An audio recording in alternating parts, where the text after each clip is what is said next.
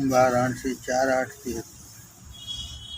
आज पूज्य बाबूजी मुझको एक उपनिषद पढ़ने के लिए कहे। आप कुछ लोगों से कह रहे थे कि अध्यात्म धारा जो फतेहगढ़ से निकलता है मंगाया करो। मैंने भी उसका पता लिख लिया। मेरी भी इच्छा थी कि मंगाऊं, परंतु आपने मना कर दिया। आपने फरमाया कि हम लोगों की साधना में किसी भी धार्मिक पुस्तक को नहीं पढ़ना चाहिए जब तक कि गुरु का आदेश न हो। आपने कहा कि अनंत विधि में केवल 2 चीज ध्यान से पढ़ना चाहिए तथा अपने जीवन में अमल करने की कोशिश करना चाहिए।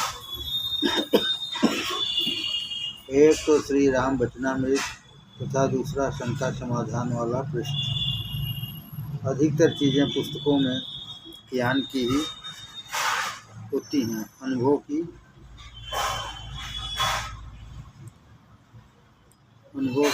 कमी होती है। एक दिन पूजा न करने का मतलब होता है कि रूहानियत तरक्की में आप 1 वर्ष पीछे चले गए। एक दिन पूजा न करने का मतलब होता है कि रूहानियत तरक्की में आप 1 वर्ष पीछे चले गए। आपने मुझको मूंगफली खाने के लिए हिदायत की। अधिक भजन याद करने की ज़रूरत नहीं है, 4-6 भजन ही काफ़ी है। भजन जो भी गाया जाए प्रेम से एवं भजन गाते समय साधक का ध्यान गुरु चरणों में होना चाहिए। वाराणसी 24/8/73। आज रात को 2 बजे आप अमरनाथ यात्रा से वापस आ गए। साथ में पूजनीय माता जी भी थीं। हम लोग सूचना मिलते ही रघुरावी आए एवं चरण कमलों का दर्शन भाई छोटेलाल जी मुनीम के घर पर किए।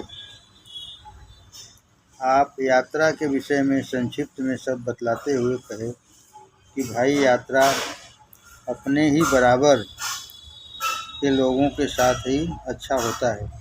51 वर्षों में पहली बार कश्मीर में इस वर्ष सबसे ज़्यादा बारिश हुई, जिसकी वजह से अमरनाथ तक नहीं पहुंच सके। कुछ इधर से ही वापस आना पड़ा। हरिद्वार ऋषिकेश चलने के लिए कह रहे थे। 2:30 बजे दिन आप पूर्णिया माता जी सहित मिर्ज़ापुर वापस चले गए। संतों की वाणी ईश्वर की वाणी होती है, इसलिए उनकी आज्ञा का आँख मूंद कर पालन करना चाहिए। कोई तर्क वितर्क नहीं करना चाहिए। इसी में मानव मात्र का कल्याण निहित है। ईश्वर का ध्यान करने से पूर्व सर पर टोपी लगाना लाजिम होता है, क्योंकि बड़ों के समक्ष ध्यान के समय नंगे सर रहना उनका अनादर करना है। मिर्ज़ापुर 29/9/73। जो बातें तुम्हें अच्छी नहीं लगती उसका दूसरों के लिए उपयोग मत करो। ऐसा करने से ही मनुष्य व्यवहारिक बनता है। अगर पूजा में सचमुच प्रगति हो रही है तो उसके साथ साथ व्यवहार भी ठीक होता जाएगा। वाराणसी 9/11/73। ईश्वर हर एक जगह है, कण कण में है। उसका कोई भी नाम दिया जा सकता है। किसी ने ईश्वर को राम कहा, किसी ने कृष्ण, किसी ने खुदा, किसी ने गॉड आदि आदि। हम लोग गुरु को ही ईश्वर कहते हैं।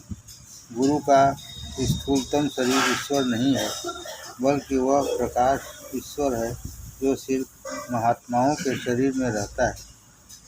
महात्मा लोग इसी प्रकाश को साधारण मनुष्यों के हृदय पर फेंकते हैं, जिससे हृदय चक्र जागृत हो जाता है। पूजा उसी आदमी का ठीक होगा जिसका दुनियावी और सब काम ठीक से हो रहा है।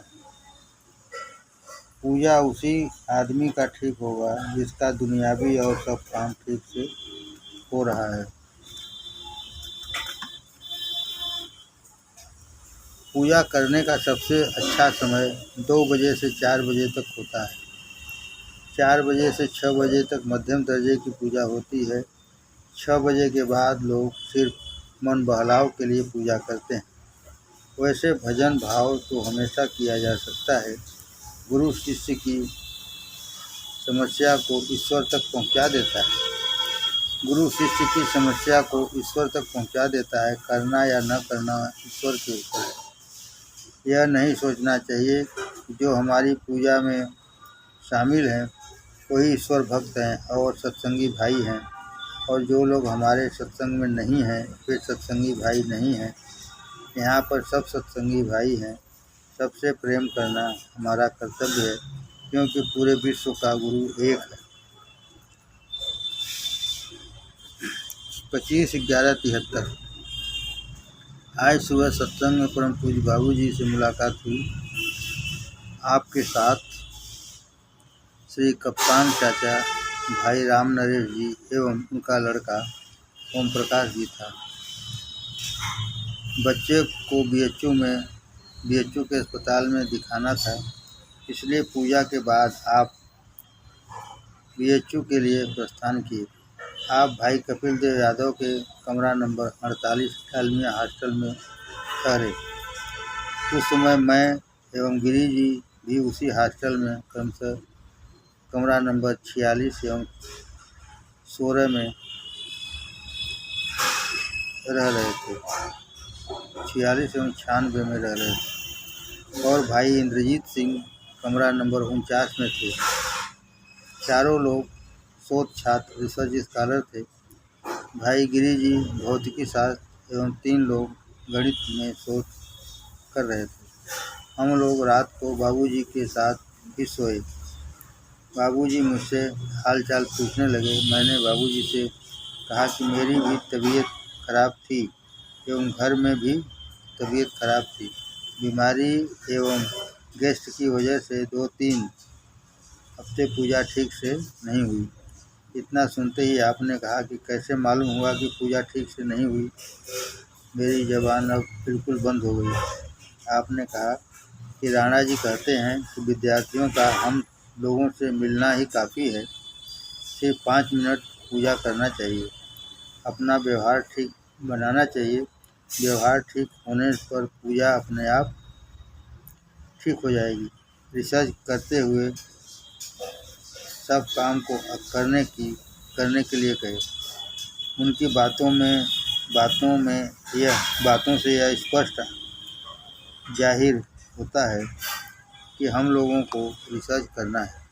आपने कहा कि यदि 3 आदमी के पास रहने से गपशप ज़्यादा होता है तो कमरा बदल दीजिए। सुबह कहे कि चौबे कैसे पढ़ा जाता है, क्या पढ़ा जाता है, कुछ पढ़िए। मैंने आदेश का पालन किया तथा प्रोबेशनरी ऑफिसर गाइड को कुछ समय तक पढ़ा। मैं अपने अंदर की बुराई एवं दोषों को आपके समक्ष रखा। आप सबका सरल तरीका बतलाए एवं पढ़ाई लिखाई ठीक से करने को कहे। इधर हम लोगों की पढ़ाई लिखाई बंद हो गई थी। आपने कहा कि पूजा के भरोसे सब काम मत छोड़िए, कि हम लोग पूजा करते हैं इसलिए सब काम हो जाएगा, नहीं तो भानु प्रताप की हालत हो सकती है। ईश्वर की पूजा निष्काम भाव से होनी चाहिए। शक्ति का सदुपयोग करना चाहिए, दुरुपयोग नहीं। वाराणसी 25/11/73। आपने लहुरागिर पर सत्संग से पहले पूछा कि चौबे टोपी बेच दिए क्या? मैंने उस दिन संयोगवश टोपी नहीं ले गया था। बस यह बात मुझे बहुत लगी। मुझे बहुत शर्मिंदा होना पड़ा। यह दूसरी बार टोपी लगाने के लिए कहे। तभी मैं यह निश्चय किया कि एक टोपी मेरे पॉकेट में हमेशा रहेगी। तभी से जब मैं कभी घर से बाहर निकलता हूँ तो एक पॉकेट में रुमाल तथा दूसरे पॉकेट में टोपी जरूर रहती है। आपने फरमाया कि कोई भी धार्मिक पुस्तक का पाठ करते समय यह सोच लेना चाहिए कि हमारे इष्ट हमारे सामने मौजूद हैं और मैं उन्हीं को पढ़कर सुना रहा हूँ। एक दिन पूजा न करने का मतलब होता है 1 साल पीछे। वाराणसी 6/6/74। आज हम लोग 4:15 पर श्री फूलचंद सेठ जी के घर पर पहुँच गए। पूज्य बाबूजी का आगमन 5:15 पर हुआ। पूज्य ठाकुर साहब भी हाजिर थे। आप सत्संग कराने के बाद पूज्य ठाकुर साहब के साथ बंगला होटल अजय पहुँचे। हम लोग गोदौलिया पर भोजन करने के बाद लहुरा भी आपके पास पहुँच गए। रात भर हम लोग आपके साथ रहे। रात में भाई गिरी जी, यादव जी, इंद्रजीत जी एवं सूरज प्रसाद जी थे। काफ़ी आनंद रहा। आपके द्वारा दिए गए उपदेश निम्न हैं। ईश्वर चापलूसी से नहीं वरन सत्कर्मों से प्रसन्न होता है। ईश्वर चापलूसी से नहीं वरन सत्कर्मों से प्रसन्न होता है। कोई भी ऐसा स्थान नहीं जहाँ ईश्वर न हो। मनुष्य बनने में ही समय लगता है, ईश्वर की प्राप्ति में नहीं। मनुष्य बनने में ही समय लगता है, ईश्वर की प्राप्ति में नहीं।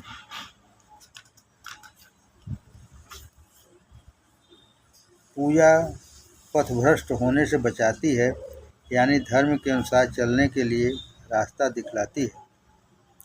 पूजा करने से पैसा रुपया नहीं मिलता। पूजा करने से पैसा रुपया नहीं मिलता। दीनों की सेवा करने से आदमी दीनबंधु के समान नहीं वरन दीनबंधु हो जाता है। दीनों की सेवा करने से आदमी दीनबंधु के समान नहीं वरन दीनबंधु हो जाता है। विद्यार्थियों के लिए गैर सोबत से बचना, सिनेमा न देखना, गप इत्यादि में समय न बर्बाद करना, पठन पाठन करना ही पूजा है। विद्यार्थियों का गुरुजनों से मिलना ही काफ़ी है, सिर्फ 5 मिनट पूजा करनी चाहिए। विद्यार्थियों को पद्मासन पर बैठकर ही पूजा करनी चाहिए। इससे साधना में जल्द तरक्की होती है एवं स्वास्थ्य भी ठीक रहता है। कोई भी चीज़ किसी से करने के लिए सीधे डायरेक्ट नहीं कहना चाहिए। जैसे अगर किसी को कहना हो कि यह काम करो तो कहना चाहिए कि ऐसा लोग करते हैं, इससे ज़्यादा फायदा होता है, क्योंकि सीधे कहने का उतना असर नहीं होता है। जब मनुष्य को धार्मिक बातों को सुनने एवं पढ़ने की तरफ रुचि हो जाती है तो वह संत हो जाता है। जब मनुष्य को धार्मिक बातों को सुनने एवं पढ़ने की तरफ रुचि हो जाती है तो वह संत हो जाता है। जब वह इस क्षेत्र में काम करना शुरू करता है तो वह परम संत हो जाता है। अगर आदमी 100 रुपये पाता है तो कम से कम 5 रुपये गरीबों की सेवा में जरूर खर्च करना चाहिए। अगर आदमी 100 रुपये पाता है तो कम से कम 5 रुपये गरीबों की सेवा में जरूर खर्च करना चाहिए। वाराणसी 7/6/74। आज शाम सत्संग के पहले आपने बतलाया कि हर एक आदमी को डायरी लिखना चाहिए कि कितना खराब काम दिन में किए तथा कितना अच्छा किए। खराब कामों को हृदय के पास रखकर जलावे एवं तौबा करे कि ऐसी गलती फिर नहीं करूँगा। रात की हालत को सुबह लिख लेवे। तौबा एवं पश्चाताप से ईश्वर की प्राप्ति जल्द होती है।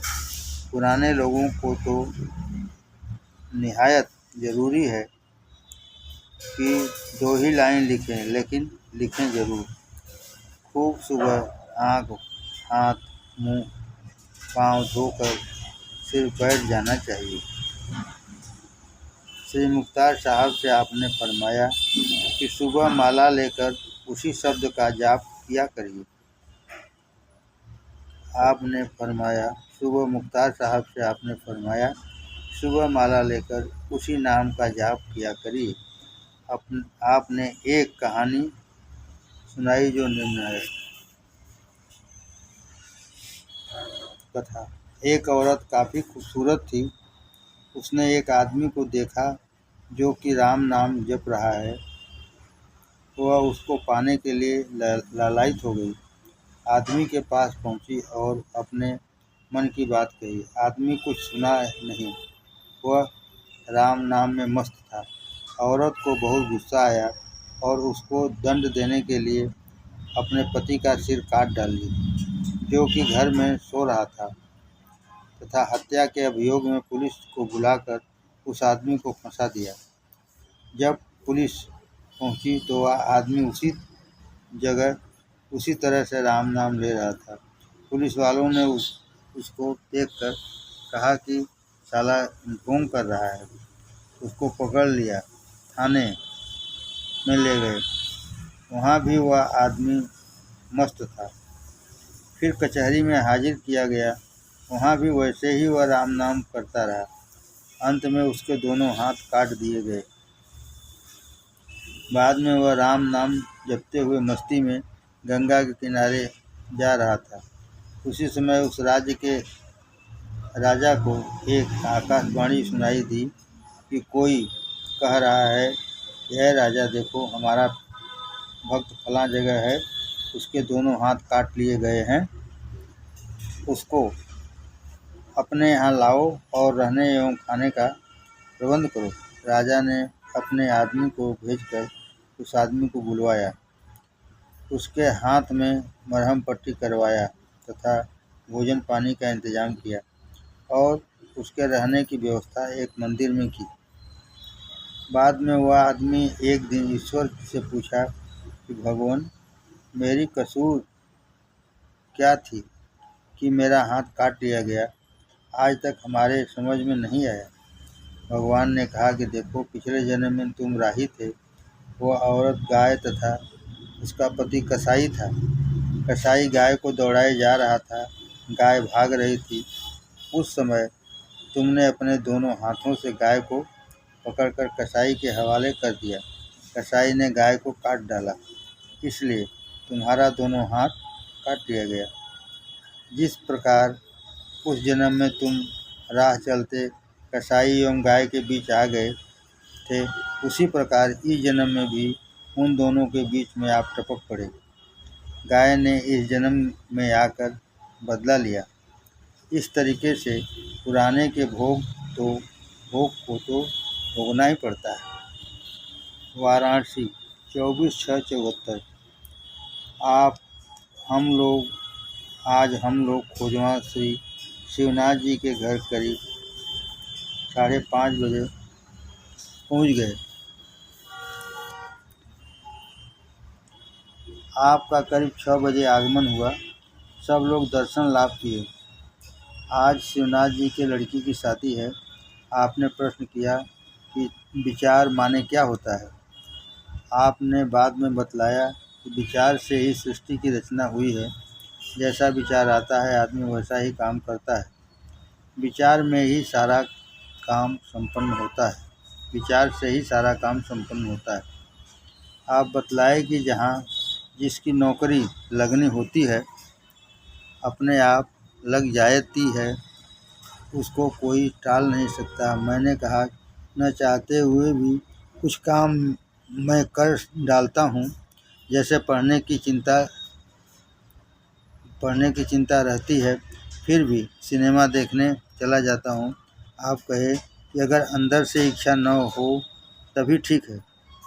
अंदर से अगर इच्छा रहती है तो कोई वह काम करने को कहता है तो वह आग में घी का काम करता है। रात्रि में आपके पास ही सोया। वाराणसी 25/6/74। सुबह हम लोग पूजा के लिए आपके साथ लहुरा बिल गए। सत्संग कराने के बाद सेठ जी स्वर्गीय श्री फूलचंद जी के निवास स्थान पर गए। हम लोग भोजन करने के बाद करीब 12 बजे फिर सेवा में हाजिर हुए। 2 बजे दिन तक काफ़ी अमृत वर्षा हुई, काफ़ी आनंद रहा। फिर सब लोग आराम करने लगे। 2:30 बजे से फिर सत्संग शुरू हो गया। धीरे धीरे सब सत्संगी भाई आने लगे। 6 बजे से पूजा शुरू हुई। पूजा के बाद आप पूज्य ठाकुर साहब के साथ खोजवा चले गए। मैं भाई गिरी जी के साथ टहलने चला गया। 9:30 बजे हम लोग आपके पास पहुंच गए। आपने बहुत सारी बातें बतलाई। आपने फरमाया कि शाम को भोजन कम किया करो, तभी सुबह नींद खुलेगी। पूजा का मुख्य समय सुबह ही है। ईश्वर सूक्ष्म है, हर एक जगह है, इसलिए स्थूल शरीर में उसको नहीं देख सकते हैं, न तो पहचान सकते हैं। स्थूल रूप की उपासना नहीं करनी चाहिए। मूर्ति पूजा ईश्वर की स्थूल रूप में उपासना करना है। मूर्ति की उपासना करने के पहले उसको चैतन्य बनाना जरूरी होता है। आप बतलाए कि सत, रज एवं तम तीनों अवस्थाएं होती हैं। जब मनुष्य तम से ऊब जाता है तब रज की ओर तरफ चलता है, और जब रज से ऊब जाता है तब सत की ओर। साधक चाहे तो सत की अवस्था में रह सकता है, लेकिन सत में ऊपर जाने के लिए रज और तम में आना जरूरी होता है। अपने हालात का भान न होना ही ठीक होता है। कभी कभी ऐसी हालत आती है कि कुछ करने का मन नहीं करता तथा पूजा में भी मन नहीं लगता, तो साधक को घबराना नहीं चाहिए। यह भी एक मंजिल है जिसको पार करना पड़ता है। आपने फरमाया, कभी कभी पूजा में शब्द भी नहीं सुनाई पड़ता है। शब्द कहाँ जाता है, क्यों सुनाई नहीं पड़ता? कुछ समय बाद फिर क्यों सुनाई पड़ने लगता है? ध्यान में जाने से शब्द नहीं सुनाई पड़ता, क्योंकि सूक्ष्म स्थान पर शब्द सूक्ष्म हो जाता है, इसलिए नहीं सुनाई पड़ता। जब बाद में ध्यान स्थूल शरीर में आ जाता है, सुनाई पड़ने लगता है। शब्द तो अपने जगह होता ही है, कहीं जाता थोड़े है। शब्द तो पूजा की जानकारी न होने के पहले भी था और बराबर रहेगा, किंतु जानकारी न थी। गुरु कृपा द्वारा शब्द का ज्ञान हुआ और अनुभव में आने लगा। पूजा के समय यह सोचना चाहिए कि हम लोग प्रकाश में डूबे हुए हैं। हम लोगों के चारों तरफ प्रकाश ही प्रकाश है। जो विचार आते हैं उनको आने दीजिए। वाराणसी भंडारा 21-22-23 जुलाई 1974। आपने भक्तजनों को संबोधित करते हुए फरमाया कि आसन ऐसा होना चाहिए कि आसन पर बैठते ही शब्द सुनाई पड़ने लगे। आसन ऐसा होना चाहिए कि आसन पर बैठते ही शब्द सुनाई पड़ने लगे। हम लोगों की साधना में नियम की बहुत पाबंदी है। गृहस्थ आश्रम में रहने वालों के लिए जो 40 वर्ष के ऊपर हैं, वे किसी भी आसन पर बैठ सकते हैं। पूजा के लिए अलग से एक दरी, बोरा या चटाई रखनी चाहिए, जिसको पूजा के बाद खूंटी पर टांग देनी चाहिए। गांव में सुबह स्नान करने में परेशानी हो सकती है, इस वजह से एक पुराना कपड़ा साफ करके पूजा वास्ते रख लेना चाहिए। पूजा के बाद इसको खूंटी पर टांग देनी चाहिए। इस तरीके से स्नान करने की आवश्यकता नहीं होती। पूजा निश्चित समय पर ही करनी चाहिए। कोई बहुत ज़रूरी कार्य रहे फिर भी निश्चित समय पर 1 मिनट के लिए बैठें और ईश्वर से माफ़ी मांगें, लेकिन बैठना ज़रूर चाहिए। एक दिन पूजा न करने का मतलब है 1 वर्ष पीछे। गृहस्थ आश्रम में अगर शाम को मौका न मिले तो भोजन के पहले पूजा की व्यवस्था करनी चाहिए। सुबह की पूजा कभी नहीं छोड़नी चाहिए।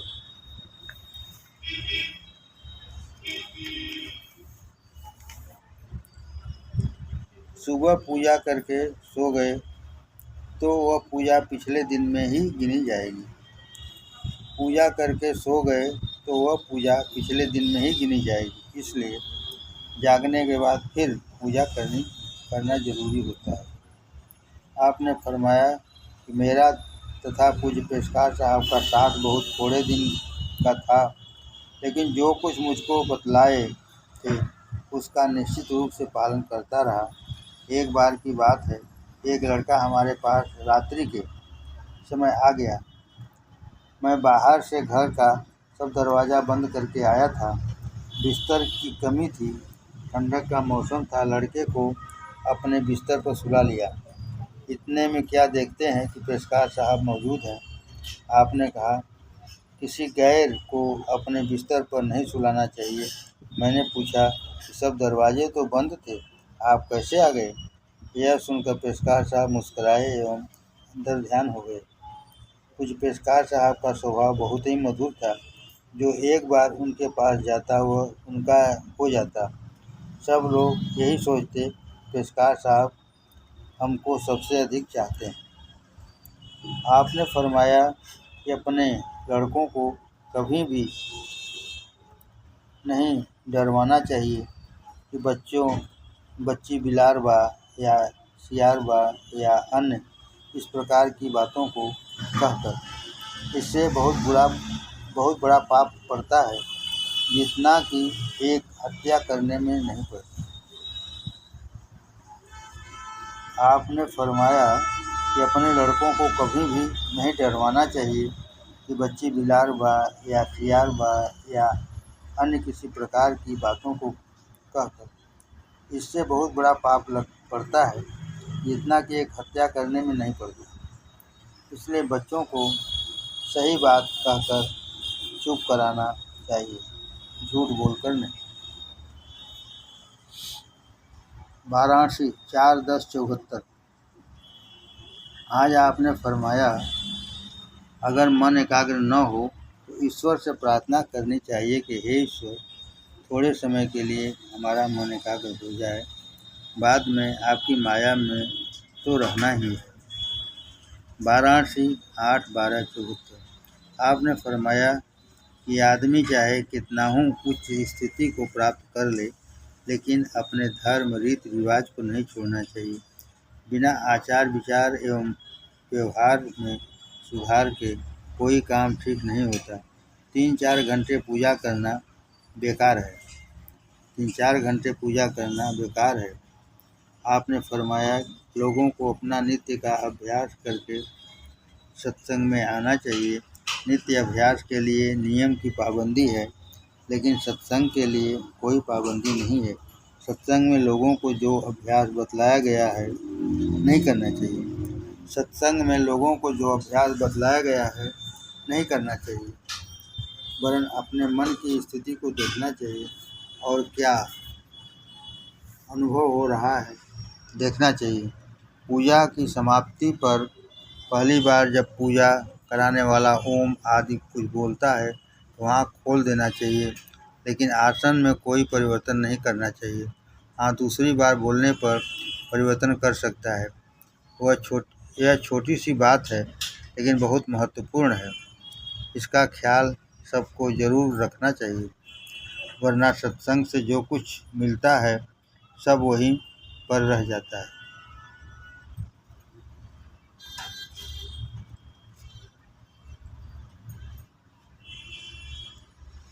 स्वर्ग नरक कहीं नहीं है। स्वर्ग नरक कहीं नहीं है। जैसे स्कूल में बच्चों को सिखाया जाता है फला काम अच्छा है, फला काम बुरा है, अच्छा काम करने से स्वर्ग था, बुरा काम करने से नरक मिलेगा, ऐसा सिर्फ इसलिए कहा जाता है लोग अच्छा काम करें, बुरा काम न करें।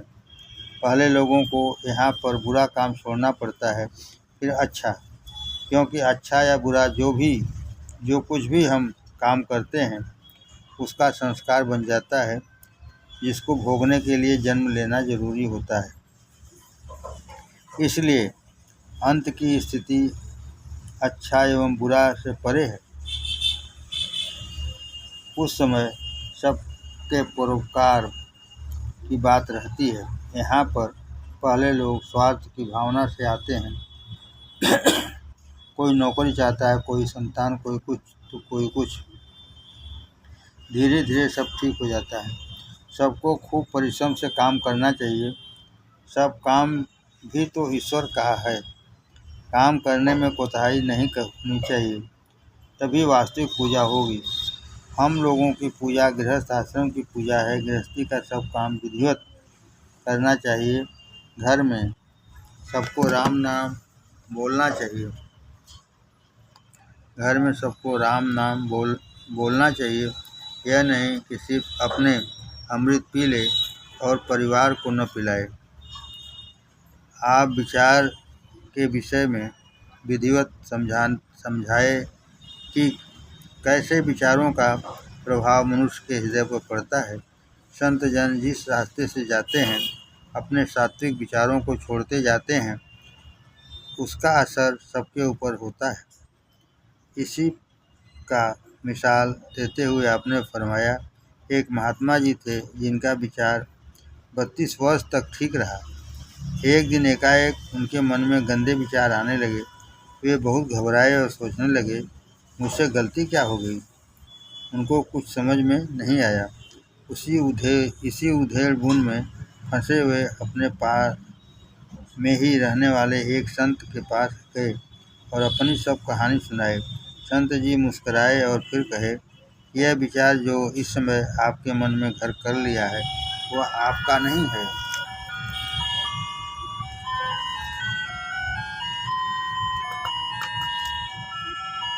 बल्कि उस औरत का है जो आपके पास से गुजरी थी। उसके विचार बहुत ही गंदे थे। आप अपने सात्विक विचारों को और मजबूत बनाइए, तभी ऐसे गंदे विचारों का असर आपके मन पर नहीं पड़ेगा। आप बतलाए कि पूजा करवाने वाला ज्यों एवं ओम या राम कहकर आँख बंद करता है, उसी समय काफ़ी तेजी से शक्ति बाहर को निकलने लगती है। आप बतलाए, पूजा करवाने वाला ज्यों ओम या राम कहकर आँख बंद करता है, उसी समय काफ़ी तेजी से शक्ति बाहर को निकलने लगती है। सब भाइयों को सत्संग के समय अपना अभ्यास न करके उसका अनुभव करना चाहिए। शक्ति का कहीं भंडार स्टोर नहीं है, वह समय पर अपने आप बन जाती है। आपने उदाहरण के तौर पर विद्युत शक्ति को लिया और कहे कि देखिए, कहीं पर ऐसा स्थान नहीं है जहाँ पर विद्युत को इकट्ठा किया जा सके, लेकिन विद्युत शक्ति से बड़े बड़े काम होते हैं, लेकिन उसको कोई देख नहीं सकता। इसी प्रकार आध्यात्मिक शक्ति है जिससे दुनिया का सब काम हो रहा है, लेकिन उसको कोई देख नहीं सकता, वरन अनुभव कर सकता है। आप कहे कि औरतें धन्य हैं जो बच्चों का पालन पोषण करती हैं, उनकी यह एक महान तपस्या है। किसी आदमी को अगर यह काम करना पड़ता है तो वह थोड़ी देर में घबरा जाता है। मैंने पिताजी के भांग खाने के बारे में बतलाया कि 2 हफ्ते छोड़े थे, फिर खाना शुरू कर दिए, तो आपने फरमाया, अगर शुरू न किए होते तो छूट गया होता। मुझको कच्ची मूंगफली खाने वास्ते कहे। कच्ची मूंगफली में ज़्यादा शक्ति रहती है।